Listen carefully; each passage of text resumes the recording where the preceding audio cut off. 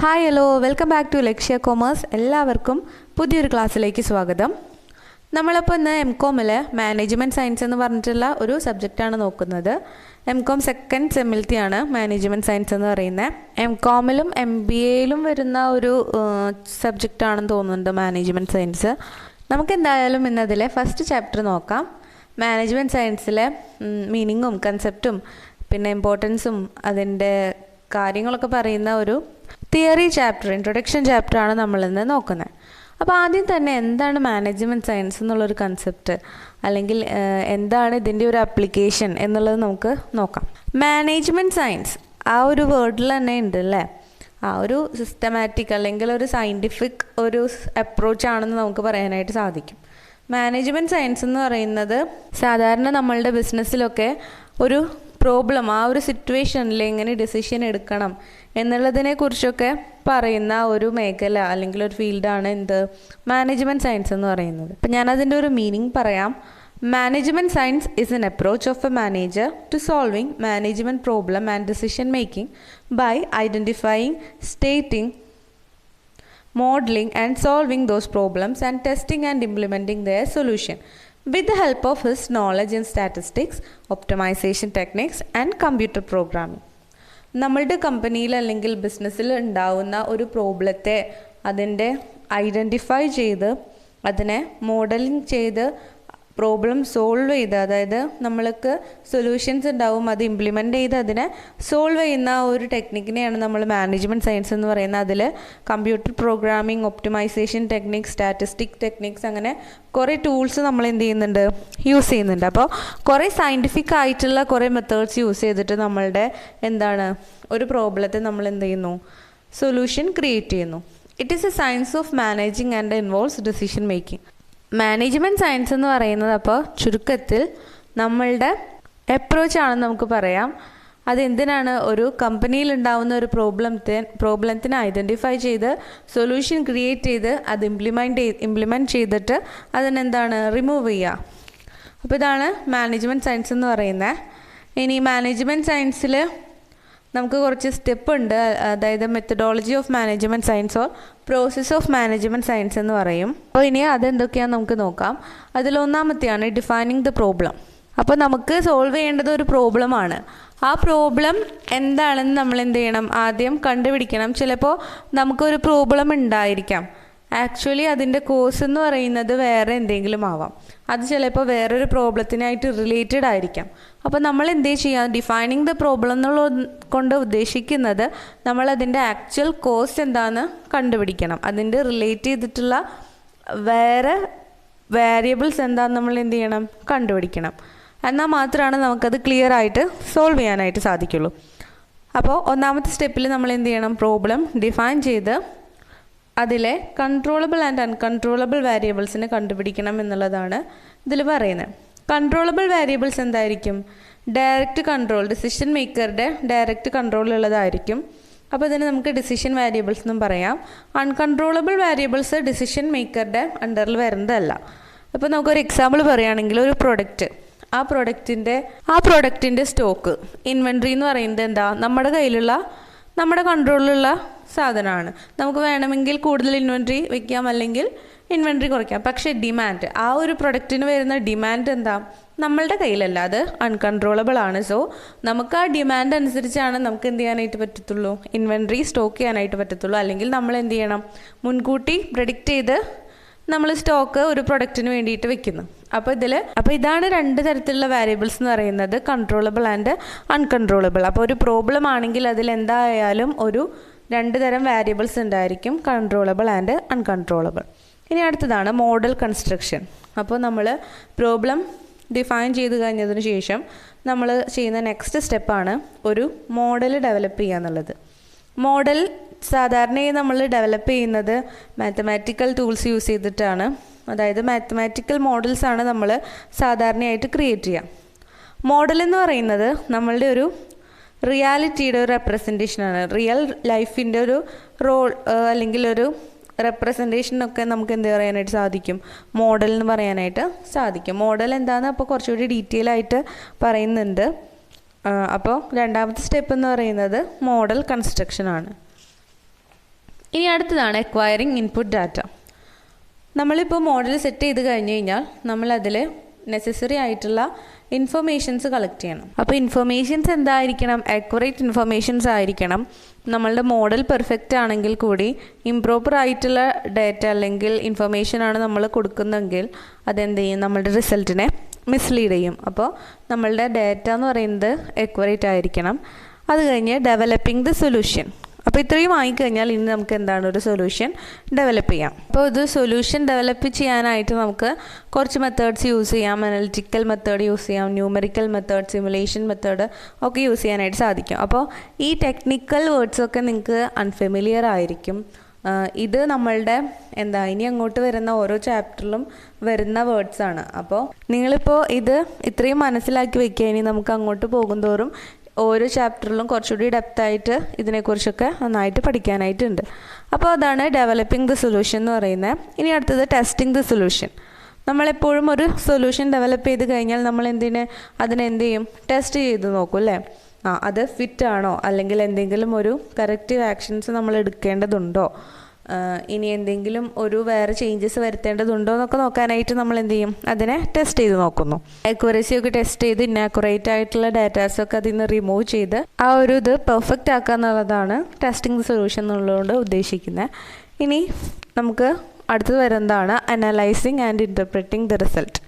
ഇതിൽ നമ്മൾ നോക്കുന്നത് നമ്മൾ ഇംപ്ലിമെൻറ്റ് ചെയ്തിട്ടുള്ള ആ സൊല്യൂഷൻ എത്രമാത്രം ആ പ്രോബ്ലത്തിനെ കറക്റ്റ് ചെയ്തു, ഇനി എന്തെങ്കിലും റിസൾട്ട്സിൽ നമുക്ക് ഡീവിയേഷൻസ് ഉണ്ടോ, അഥവാ ഡീവിയേഷൻസ് ഉണ്ടെങ്കിൽ അത് എവിടെയൊക്കെയാണ് മാറ്റം വരുത്തേണ്ടത് എന്നുള്ള കാര്യങ്ങളൊക്കെ നോക്കുന്നതാണ് അതിനെ ഇൻ്റർപ്രറ്റ് ചെയ്യുന്ന ആ ഒരു സ്റ്റേജ്. അടുത്തതാണ് ഇംപ്ലിമെൻറ്റിംഗ് ദ റിസൾട്ട്. അങ്ങനെ നമ്മളുടെ ഫൈനൽ റിസൾട്ട് എന്ത് ചെയ്യും? എല്ലാ ക്ലാരിഫിക്കേഷനും എല്ലാ ഫിൽറ്ററിങ്ങും ഒക്കെ കഴിഞ്ഞിട്ടാണ് നമ്മളുടെ ഫൈനൽ റിസൾട്ട് നമ്മൾ ഇംപ്ലിമെൻറ്റ് ചെയ്യത്തുള്ളൂ. അപ്പോൾ ഇൻ്റർപ്രിട്ടേഷൻ കഴിഞ്ഞിട്ട് എന്തെങ്കിലും ഒരു ചേഞ്ച് ആഡ് ചെയ്യണമെന്നുണ്ടെങ്കിൽ അതൊക്കെ ചെയ്തിട്ട് മാത്രമാണ് നമ്മൾ എന്ത് ചെയ്യുന്നുള്ളൂ? ആ ഒരു ഫൈനൽ റിസൾട്ട് ഇംപ്ലിമെൻറ്റ് ചെയ്യുന്നുള്ളൂ. അപ്പോൾ ഇത്രയാണ് മാനേജ്മെൻറ്റ് സയൻസിലെ പ്രോസസ്സ് എന്ന് പറയുന്നത്. ഇനി നമുക്ക് മോഡൽസ് ഇൻ മാനേജ്മെൻറ്റ് സയൻസ് നോക്കാം. അപ്പോൾ മോഡൽ എന്താണെന്ന് വിശദമായിട്ട് നമുക്ക് നോക്കാം. അപ്പോൾ മോഡൽ എന്ന് പറയുന്നത് it's A representation of reality. Model provide description and explanation of operation of the system that they represent. അതായത് നമ്മൾ റെപ്രസെൻ്റ് ചെയ്യുന്ന ഒരു സിസ്റ്റത്തിൻ്റെ വിശദീകരണങ്ങളും എക്സ്പ്ലനേഷൻസൊക്കെ കൊടുക്കുന്നതാണ് മോഡൽ എന്ന് പറയുന്നത്. By experimenting on them we can determine how changes in the relevant system will be effects it performance. അതായത് നമ്മൾ ഒരു എക്സ്പെരിമെൻ്റൽ ആയിട്ടാണ് ചെയ്യുന്നത്. എന്നിട്ട് മാത്രമാണ് നമുക്കത് ഹോൾ സിസ്റ്റത്തിലേക്ക് ഇംപ്ലിമെൻറ്റ് ചെയ്യാനായിട്ട് സാധിക്കുള്ളൂ. അപ്പോൾ ആ ഒരു സിസ്റ്റത്തിൻ്റെ തന്നെ ഒരു മോഡൽ നമ്മൾ ക്രിയേറ്റ് ചെയ്തിട്ട് അതിലേക്ക് നമ്മൾ എന്ത് ചെയ്യുന്നു? നമ്മളുടെ റിസൾട്ടൊക്കെ ഇംപ്ലിമെൻറ്റ് ചെയ്ത് എങ്ങനെയാണ് ചേഞ്ചസ് വരുന്നത് നോക്കുന്നു. എന്നിട്ട് അത് കറക്റ്റ് ആണെങ്കിൽ മാത്രം നമ്മൾ എന്ത് ചെയ്യുന്നു? നമ്മളുടെ റിയൽ സിസ്റ്റത്തിലേക്ക് എന്ത് ചെയ്യുന്നു? അത് ഇംപ്ലിമെൻറ്റ് ചെയ്യുന്നു. അപ്പോൾ മോഡൽ എന്ന് പറയുന്നത് റിയൽ സിസ്റ്റത്തിൻ്റെ ഒരു റെപ്രസെൻറ്റേഷനാണ്. മോഡൽ ക്ലിയർ ആയെന്ന് വിചാരിക്കുന്നു. ഇനി നമുക്ക് അഡ്വാൻറ്റേജസ് ഓഫ് മോഡൽ എന്താണെന്ന് നോക്കാം. അതിലൊന്നാമത്തെ, it describe problems more concisely. അപ്പോൾ പ്രോബ്ലത്തിനെ നമുക്ക് വളരെ പ്രിസൈസായിട്ട് കാണാനായിട്ട് സാധിക്കും. Then it provide some logical and systematic approach to the problem. നമുക്ക് പ്രോബ്ലത്തിനെ സിസ്റ്റമാറ്റിക്കലി ആൻഡ് ലോജിക്കലി അപ്രോച്ച് ചെയ്യാനായിട്ട് സാധിക്കുന്നു.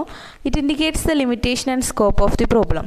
നമുക്കറിയാനായിട്ട് സാധിക്കില്ലേ, നമ്മളൊരു റിസൾട്ട് അതിലേക്ക് ഇംപ്ലിമെൻറ്റ് ചെയ്യുമ്പോൾ തന്നെ ആ ഒരു നിലവിലുള്ള സിസ്റ്റത്തിൻ്റെ അല്ലെങ്കിൽ ആ മോഡലിൻ്റെ ലിമിറ്റേഷൻ എന്താണെന്ന് നമുക്ക് അറിയാനായിട്ട് സാധിക്കും. അപ്പോൾ അതിനനുസരിച്ചിട്ടുള്ള സൊല്യൂഷൻസ് നമുക്ക് എന്ത് ചെയ്യാനായിട്ട് സാധിക്കും? ക്രിയേറ്റ് ചെയ്യാനായിട്ട് പറ്റും. It tends to make overall structure of the problem more comprehensively. Overall structure കോംപ്രഹെൻസീവായിട്ട് നമുക്ക് പ്രൊവൈഡ് ചെയ്യുന്നു മോഡലിൽ. അപ്പോൾ ഇത്രയൊക്കെയാണ് നമുക്ക് അഡ്വാൻറ്റേജസ് വരുന്നത്. ഇനി ഡിസഡ്വാൻറ്റേജസ് എന്ന് പറയുന്നത്, models are only an attempt in understanding and operation and should never be considered as an absolute in any sense. Model എന്ന് പറയുന്നത് നമുക്കറിയാം, നമുക്കതൊരു ഒരു റെപ്രസെൻറ്റേഷൻ മാത്രമാണ്. റിയൽ സെൻസിൽ എത്രമാത്രം അത് അപ്ലിക്കബിൾ ആണെന്ന് പറയാൻ സാധിക്കില്ല. ചിലപ്പോൾ മോഡലിലൊക്കെ ആയത് റിയൽ സെൻസിൽ നമ്മൾ അപ്ലൈ ചെയ്യുമ്പോൾ ഓക്കെ ആവണമെന്നില്ല. അപ്പോൾ അതൊരു ലിമിറ്റേഷനാണ്.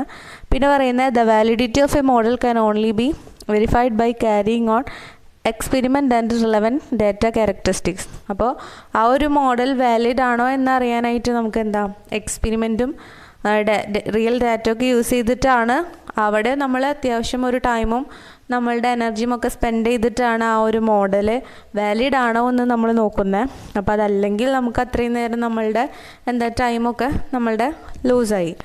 അപ്പോൾ ഇതും എന്താണ് മോഡലിൻ്റെ ഒരു ഡിസഡ്വാൻറ്റേജ് ആണ്. നമുക്കിനി ഒരു കാര്യം കൂടി ഉണ്ട്, പ്രോപ്പർട്ടീസ് ഓഫ് ഗുഡ് മോഡൽ. മോഡലിൻ്റെ പ്രോപ്പർട്ടീസ് എന്തൊക്കെയാണെന്ന് നോക്കാം. അതിലൊന്നാമത്തെ, it should be capable of adjustments with new formulations without having any significant change in its frame. നമുക്ക് എന്തെങ്കിലും ഒരു അഡ്ജസ്റ്റ്മെൻറ്റ്സ് ഉണ്ടെങ്കിൽ അതിനെ ഉൾക്കൊള്ളാൻ പറ്റുന്ന രീതിയിലായിരിക്കണം ഒരു ഗുഡ് മോഡൽ എന്ന് പറയുന്നത്. സെൻസിറ്റീവ് ആയിരിക്കണം, ഫ്ലെക്സിബിൾ ആയിരിക്കണം എന്നൊക്കെയാണ് പറയുന്നത്. It should contain very few variables. Variables എന്തായിരിക്കണം? കുറച്ചേ ഉണ്ടായിരിക്കാൻ പാടുള്ളൂ.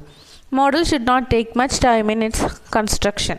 ഒരു മോഡൽ ക്രിയേറ്റ് ചെയ്യാനായിട്ട് നമ്മൾ കൂടുതൽ സമയം എടുക്കുകയാണെങ്കിൽ നമുക്ക് അതിനൊരു ഗുഡ് മോഡൽ എന്ന് പറയാനായിട്ട് സാധിക്കില്ല. അപ്പോൾ ഇനി നമ്മൾ നോക്കുന്നത് ഡിഫറെൻറ്റ് ടൈപ്പ് ഓഫ് മോഡൽസ് ആണ്. അതിൽ നമുക്ക് 3 തരം മോഡൽസ് ഉണ്ട്. അതിലൊന്നാമത്തെയാണ് iconic model. Iconic models represent the system as it as. അതായത് നമ്മളുടെ ആ ഒരു ആക്ച്വൽ സിസ്റ്റത്തിൻ്റെ സ്മോൾ സൈസോ അല്ലെങ്കിൽ ലാർജ് സൈസോ റെപ്രസെൻ്റ് ചെയ്യുന്ന ഒരു മോഡലിനെയാണ് നമ്മൾ ഐക്കണിക് മോഡൽ എന്ന് പറയുന്നത്. ഇപ്പോൾ ഒരു എക്സാമ്പിൾ പറയുകയാണെങ്കിൽ ടോയ്സ്, ഇപ്പോൾ ഒരു എയ്റോപ്ലെയിൻ്റെ ടോയ്, അത് വലിയൊരു എയ്റോപ്ലെയിൻ്റെ ആക്ച്വൽ എയ്റോപ്ലെയിൻ്റെ ഒരു ഐക്കണിക് മോഡലാണ് അതിൻ്റെ ടോയ് എന്ന് നമുക്ക് പറയാം. അപ്പോൾ പിന്നെ ഫോട്ടോഗ്രാഫ്സ്, ഡ്രോയിങ്സ്, ഇതൊക്കെ ഐക്കണിക് മോഡലാണ്. അപ്പോൾ ഐക്കണിക് മോഡൽ എന്ന് പറയുന്നത് they are reducing or enlarging the real system. Real സിസ്റ്റത്തിൻ്റെ റെഡ്യൂസ് ചെയ്തിട്ടുള്ളതോ അല്ലെങ്കിൽ എൻലാർജ് ചെയ്തിട്ടുള്ളതോ ആയിട്ടുള്ള ഒരു മോഡലാണ് ഐക്കണിക് മോഡൽ. ഇനി അടുത്തതാണ് അനലോഗ് മോഡൽ. അനലോഗ് മോഡൽ എന്ന് വെച്ച് കഴിഞ്ഞാൽ one set of properties is used to represent the another set of properties. ഇവിടെ എന്ന് വെച്ച് കഴിഞ്ഞാൽ അനലോഗ് മോഡൽ എന്ന് പറയുന്നത് റിയൽ സിസ്റ്റത്തിൻ്റെ പോലെ ആയിരിക്കില്ല, പക്ഷേ ബിഹേവ് ലൈക്ക് ദം. ഇപ്പോൾ നമുക്ക് എക്സാമ്പിളായിട്ട് പറയുകയാണെങ്കിൽ മൗണ്ടെയ്ൻസിൻ്റെ നമ്മളിപ്പോൾ ഗ്രാഫിലൊക്കെ അതിന് ഓരോ മെഷേഴ്സ് കൊടുക്കില്ല. ഇപ്പോൾ വാട്ടറിനാണെങ്കിൽ നീല കളർ, അങ്ങനെയൊക്കെ നമ്മൾ റെപ്രസെൻ്റ് ചെയ്യും. പിന്നെ നമ്മുടെ ഗ്രാഫ്, ചാർട്ട്, ഇതൊക്കെ നമുക്ക് അനലോഗ് മോഡൽസ് ആണെന്ന് പറയാനായിട്ട് പറ്റും. ഇനി അടുത്തതാണ് സിംബോളിക് മോഡൽസ്. സിംബോളിക് മോഡൽ നിങ്ങൾക്ക് പേര് കേൾക്കുമ്പോൾ തന്നെ അറിയാം, നമ്മൾ കുറച്ച് സിമ്പിൾസ് ഒക്കെ ഉണ്ട് അല്ലേ, ലെറ്റേഴ്സും നമ്പേഴ്സൊക്കെ വെച്ചിട്ട് കുറച്ച് മാത്തമാറ്റിക്കൽ സിമ്പിൾസൊക്കെ നമ്മൾ യൂസ് ചെയ്യാറുണ്ട്. അപ്പോൾ use of this symbols to represent the variables in relationship between them. അപ്പോൾ ഇങ്ങനെ സിമ്പിൾസ് യൂസ് ചെയ്തിട്ട് നമ്മളൊരു വേരിയബിൾസ് തമ്മിലുള്ള റിലേഷൻഷിപ്പ് റെപ്രസെൻറ്റ് ചെയ്യുന്നതിനെയാണ് പറയുന്നത്, സിംബോളിക് മോഡൽസ് എന്ന് പറയുന്നത്. അപ്പോൾ വേണമെങ്കിൽ നമുക്കൊരു മാത്തമാറ്റിക്കൽ ഇക്വേഷൻ a+b², അതൊരു സിംബോളിക് മോഡലാണെന്ന് പറയാനായിട്ട് സാധിക്കും. കാരണം രണ്ട് വേരിയബിൾ തമ്മിലുള്ള ഇപ്പോൾ റിഗ്രഷൻ്റെ അല്ലെങ്കിൽ കോറിലേഷൻ്റെ ഒക്കെ ഇക്വേഷൻസ് ഒക്കെ രണ്ട് വേരിയബിൾസ് തമ്മിലുള്ള ഒരു റിലേഷൻഷിപ്പ് അവിടെ സ്റ്റേറ്റ് ചെയ്യാണ്. അപ്പോൾ അതുകൊണ്ട് തന്നെ സിംബോളിക് മോഡൽസ് എന്ന് പറയുന്നത് സിമ്പിൾസും മാത്തമാറ്റിക്കൽ മോഡൽസൊക്കെ യൂസ് ചെയ്തിട്ട് നമ്മളൊരു സിസ്റ്റത്തിനെ റെപ്രസെൻറ്റ് ചെയ്യാം. ഇനി അടുത്തത് വരുന്നൊരു ടോപ്പിക്കാണ് general method of solution for models. ഇപ്പം നമ്മൾ പറഞ്ഞു ഒരു പ്രോബ്ലത്തിൻ്റെ ഒരു മോഡലാണ് അല്ലെങ്കിൽ ആ ഒരു സിസ്റ്റത്തിൻ്റെ ഒരു റെപ്രസെൻറ്റേഷൻ ആയിട്ടാണ് നമ്മൾ ഒരു മോഡൽ ക്രിയേറ്റ് ചെയ്യുന്നത്. ഇനി ആ മോഡലിലേക്ക് നമ്മൾ ഡാറ്റ അക്വയർ ചെയ്തിട്ടാണ് നമ്മൾ അതിനെ സോൾവ് ചെയ്യുന്നത്. അപ്പോൾ അത് സോൾവ് ചെയ്യാനായിട്ട് നമുക്കൊരു 3 മെത്തേഡ് ഉണ്ട്. അതേതൊക്കെയാണെന്ന് നോക്കാം. അതിലൊന്നാമത്തെയാണ് അനലറ്റിക് മെത്തേഡ്.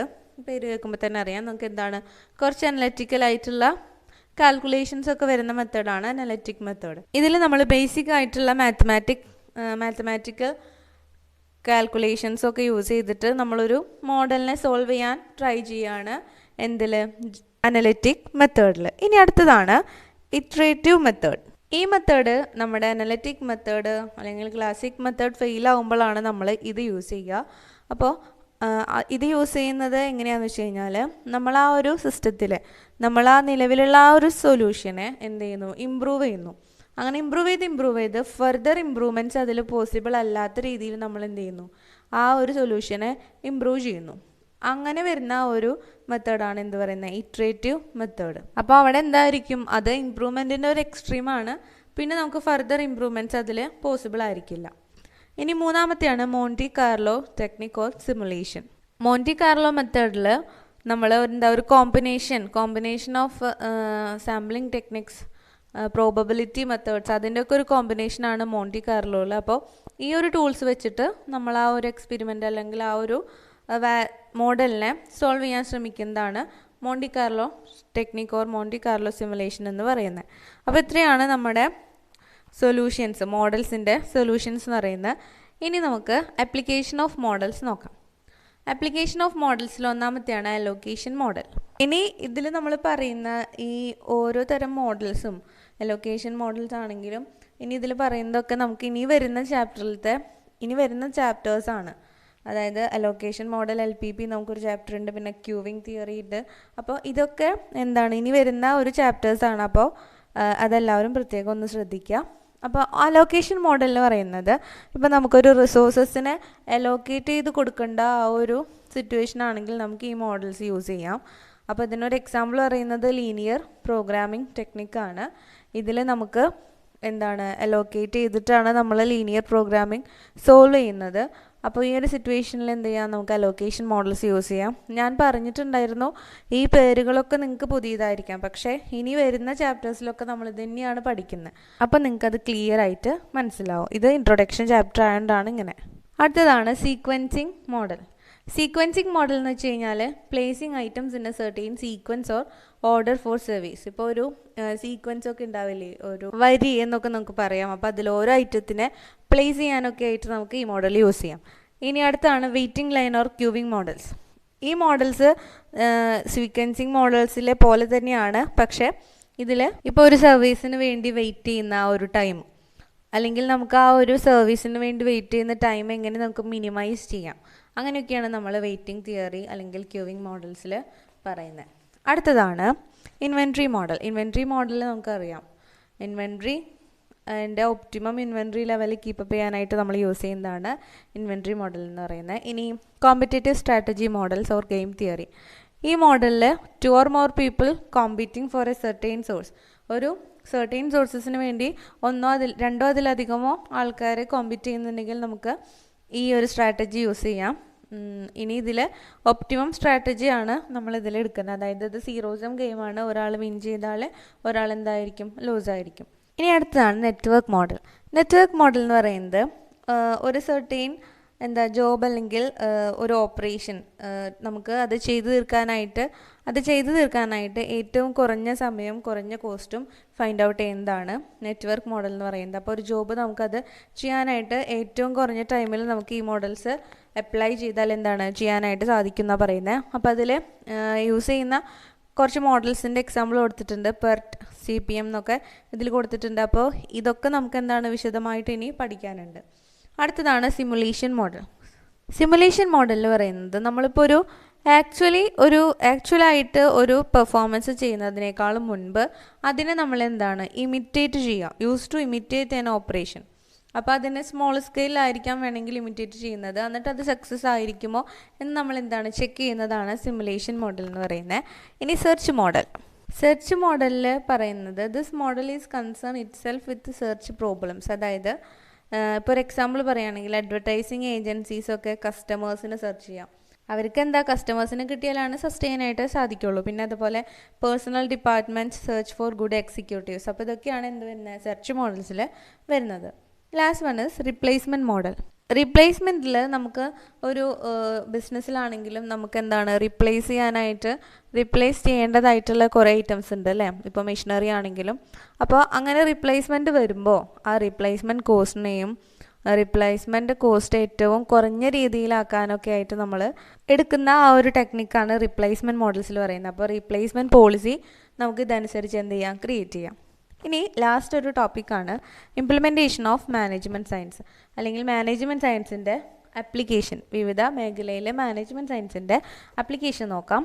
അപ്പോൾ മാനേജ്മെൻറ്റ് സയൻസിൽ project planning, capital budgeting, production planning, inventory analysis, accounting, marketing, quality control, plan, location, personal management, അങ്ങനെ തുടങ്ങി എല്ലാ മേഖലകളിലും നമുക്ക് മാനേജ്മെൻറ്റ് സയൻസ് അപ്ലൈ ചെയ്യാനായിട്ട് പറ്റുന്ന പറയുന്നത്. കാരണം നമുക്ക് കുറേ മോഡൽസ് ഉണ്ട്. അപ്പോൾ ഇതിൽ ഓരോ മോഡൽസും നമുക്ക് ഡിഫറെൻറ്റ് സിറ്റുവേഷനിൽ അപ്ലൈ ചെയ്യാമെന്ന് നമ്മളിപ്പോൾ കുറച്ച് മുന്നേ പറഞ്ഞു. അപ്പോൾ അതുകൊണ്ട് തന്നെ ഒരുവിധം ഓൾമോസ്റ്റ് എല്ലാ മേഖലയിലും മാനേജ്മെൻറ്റ് സയൻസ് അപ്ലിക്കബിൾ ആണ്. അപ്പോൾ നമ്മുടെ ഒരു കോർപ്പറേറ്റ് ഓർഗനൈസേഷൻസിൽ ഒരു ലാർജ് പെർസെൻറ്റേജ് എന്താണ് മാനേജ്മെൻറ്റ് സയൻസ് അപ്ലൈ ചെയ്യുന്നുണ്ടെന്നാണ് പറയുന്നത്. അപ്പോൾ അതിൽ മോസ്റ്റ്ലി യൂസ് ചെയ്യുന്ന techniques game theory, linear programming, queuing theory, network techniques ഇതൊക്കെയാണ് കൂടുതലായിട്ടും യൂസ് ചെയ്യുന്നത്. അപ്പോൾ ഇത്രയാണ് നമ്മൾ ഈ ചാപ്റ്ററിൽ പഠിക്കുന്നത്. അപ്പോൾ കുറേ വേർഡ്സ് നിങ്ങൾക്ക് ന്യൂ ആയിരിക്കും, കുറേ ടെക്നിക്കൽ വേർഡ്സ് നമ്മളിതിൽ പറഞ്ഞിട്ടുണ്ട്. അപ്പോൾ ഇതൊക്കെ ഇനി വരുന്ന ചാപ്റ്റേഴ്സാണ് ഇതിൽ പറയുന്ന ഓരോ മോഡൽസ് എന്നൊക്കെ പറയുന്നത്. അപ്പോൾ അത് ക്ലിയർ ആയിട്ട് നമുക്കപ്പോൾ മനസ്സിലാക്കാം. ഒപ്പം തന്നെ അതിൻ്റെ പ്രോബ്ലംസും നമുക്ക് വർക്കൗട്ട് ചെയ്യാനായിട്ടുണ്ട്. അപ്പോൾ അത് നിങ്ങൾക്ക് ക്ലിയർ ആയിട്ട് മനസ്സിലാവും. അപ്പോൾ നമുക്കിനി പുതിയൊരു ക്ലാസ്സായിട്ട് വീണ്ടും കാണാം. താങ്ക്